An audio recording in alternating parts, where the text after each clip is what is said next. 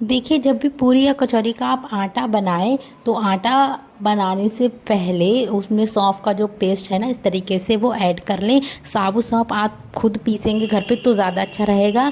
उसके बाद ही आटा जो है ना वो बनाएं। उससे क्या होगा ना कि हमारा जो पेट वगैरह है ना वो नहीं ख़राब होगा, गैस वगैरह हमारे पेट में नहीं बनेगी।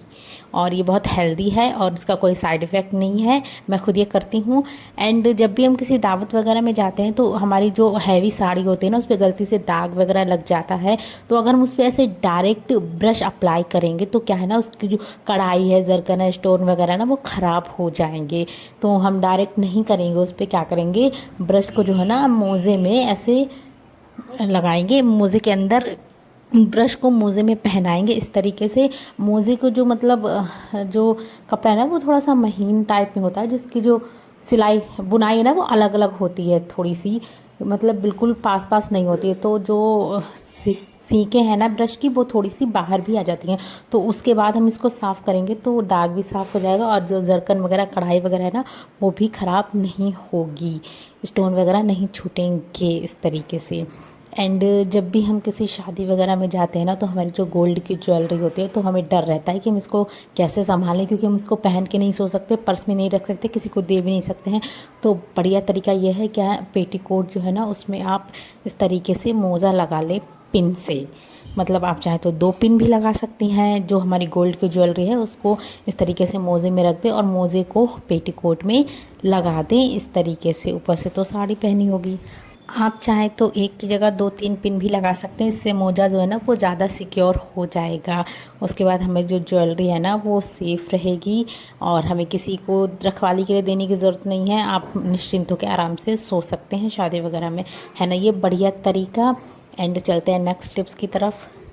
देखिए, जो हमारा इस तरीके का झुमका होता है ना, हैवी झुमके भी होते हैं, महंगे झुमके, उनकी अगर पीछे की रबर खो जाती है तो फिर मतलब क्या ही करें हम, प्रॉब्लम हो जाती है ना। तो उसके लिए आपको क्या करना है, डबल साइडेड टेप लेना है, थोड़ा सा उसको कट करना है। आप चाहें तो जो टेप है ना इसको गोलाई भी दे सकते हैं, नहीं तो ऐसे ही छोड़ दीजिए, कोई दिक्कत वाली बात नहीं है।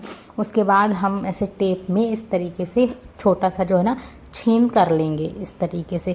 उसके बाद में छेद करने के बाद हम क्या करेंगे, टेप को वापस से निकाल लेंगे, अच्छे से छेद हो जाए उसके बाद हम टेप को वापस से निकाल लेंगे। उसके बाद हम झुमके को पहन लेंगे, उसके बाद फिर हम ये टेप लगाएंगे। इसके बाद आप देखिएगा रिज़ल्ट, मैंने सच में ये टेप ही लगा रखा है, पेंच नहीं लगाया है। उसके बाद ये वाली टिप्स है ना, इसमें मम्मियाँ जो है ना बचपन में हमें ऐसे जो हमारे हाथ पैर है ना ऐसे साफ़ करती थी।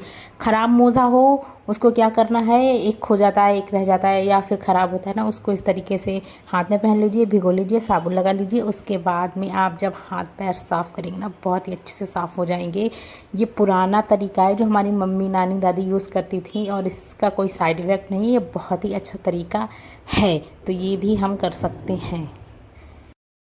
गर्मियों में दूध को पूरा दिन चलाने के लिए हमें पूरा दिन उसको फ्रिज में रखना पड़ता है। इसके चक्कर में हमें फ्रिज भी चलानी पड़ती है। इससे क्या है ना, बिल तो हमारा बहुत ज़्यादा आता है, ये लाइट खर्च होती है और दूध जो है ना वो अनहेल्दी हो जाता है। बढ़िया जो है ना हैक है ना ये, कि आप दूध को दिन में 3 बार खौला लें, एक बार सुबह, दोपहर में एंड शाम को 3 बार इसको अच्छे से धीमी आंच पे देर तक खौला लें। उसके बाद इस तरीके से ये जो नेट वाली आपको प्लेट दिख रही है ना इससे ढक के रखें खुले में। उसके बाद जो दूध है ना वो भीषण गर्मी में भी ख़राब नहीं होगा। फ्रिज में नहीं रखना पड़ेगा पूरा दिन, फ्रिज भी नहीं दूध के चक्कर में चलानी पड़ेगी, दूध है ना अनहेल्दी नहीं होगा। और मेरे यहाँ ऐसा ही होता है, फ्रिज में दूध कभी नहीं रखा जाता है। इस तरीके से ही हम दूध को पूरा दिन सुबह तक चलाते हैं, अगले दिन सुबह तक दूध को हम चलाते हैं इसी तरीके से। जब भी हमारे यहाँ आलू आते हैं ना तो एक आध आलू जो ना हरे या खराब निकल ही आते हैं। इसमें तो हम क्या करेंगे, पूजा वाली अगरबत्ती या फिर मच्छर वाली अगरबत्ती हम इसमें लगा सकते हैं। वैसे तो हम ये अगरबत्ती केले में भी लगा सकते हैं, बट हम केला हमारे यहाँ रोज़ रोज़ नहीं आता और केला जो है ना वो 2 दिन में ही सड़ जाएगा, लायक नहीं बचेगा। आलू जो है ना वो महीनों चलेगा, 1 महीने से ज़्यादा आलू चलता है, ख़राब नहीं होता है ना। तो इसमें हम अगरबत्ती लगा सकते हैं, मच्छर वाली कोई सी भी। एंड हरे आलू का यूज़ आप इस तरीके से कर सकते हैं। ये गिरे प्याज को कट करने से पहले 15 मिनट के लिए फ्रिज में रख दीजिए।